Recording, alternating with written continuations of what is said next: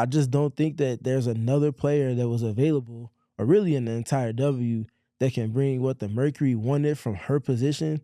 Welcome to Phoenix, Alyssa Thomas. As all you know, Alyssa Thomas had her introductory press conference today, just introducing herself to the media, having some opportunities for us to ask questions, and she dove into a lot of details. But the premise of everything was that her desires to come here were partly because of the investment in women that's been clear and abundant, but also that she wants to win a championship.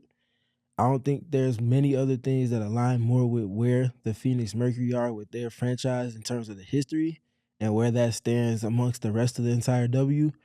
And obviously with what Alyssa wants to do in terms of both sides, basically forming together like a puzzle piece. A player that desires these things and has a certain standard that comes with their availability and their general presence, and then a franchise that matches those things in and of itself. You combine those two things, you have Alyssa Thomas here in Phoenix right now, and she spoke to the championship desires specifically, and we'll let a little clip from the media availability play on that, and then you can hear exactly what she said.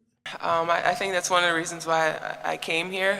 Just the history of the Mercury and how they've won over the years, and players like Diana, BG, even DB. They've done great things for this organization, and I don't plan to be any different than I've been in my past team in Connecticut. I'm trying to win. I don't want to drop off. I want to continue to play at the same level, be in playoffs, and the goal is a championship. So it's clear that winning a championship is everything. It means everything to her. Everything else that comes with that is going to take precedence, but it's going to be a lot lower in terms of that hierarchy of things that she's valuing most.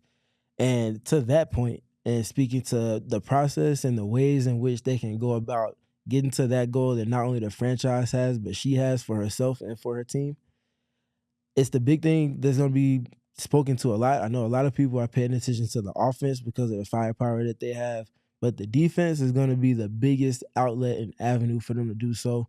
Defense and rebounding win championships, and when teams do both of those things effectively, it naturally plays into the offense.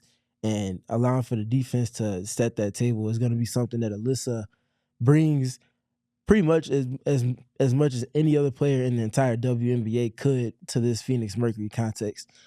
And Nick Urin spoke to that specifically in terms of players reacting to her presence on the court in terms of her teammates and how he feels like that's going to be a major advantage for the team going into the season. Alyssa is just a winner.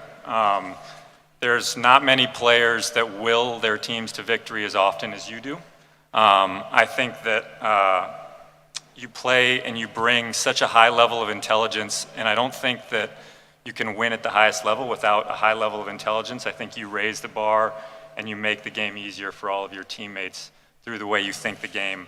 And lastly, you've got a contagious competitiveness that I think the rest of our group will follow. And I think you'll set a standard from a competitive standpoint that we're really, really looking forward to. All right, that speaks for itself right there. Alyssa's impact for this Mercury team is going to start on that end of the floor, and I think everything else is going to fall in alignment in terms of their process, their desires, and style of play. Actually being effective and probably elite at rebounding the basketball, which is an important component to the process and style of play that Nate Tibbetts is going to desire to play. And I just don't think that there's another player that was available or really in the entire W that can bring what the Mercury wanted from her position than what Alyssa Thomas will bring. I think there's a fun factor that comes with her, but there's also a balance of no nonsense that's going to be contagious, quite literally, like Nick Urin mentioned, for the rest of the team. And the level of competitiveness that she's going to bring on a daily basis from training camp to practice to obviously even more so than anything else, the games, is going to be something that they can really build an identity around and add to the identity that Nate Tibbetts has desired to establish with this team. So looking at that in tandem with everything that Satu Sabali is going to bring, in tandem with everything that we already known and seen from Kalia Copper on the highest of stages, whether that be the gold medal round of the Olympics or the 2021 WNBA Finals, which Mercury fans saw on the other side, you can see the picture that's being built. versatility at the forefront of it all between those three players, and that coming on both ends of the floor because all three of those players can operate in multiple different capacities. You could put them in multiple different roles, and they will all three still complement each other in multiple ways. And it's going to be a moment where they should be able to put teams in can't be right scenarios offensively, where if you switch, you're conceding mismatches somewhere else. You can't necessarily help off of Satu or Kalia when they're both shooting to the best of their abilities.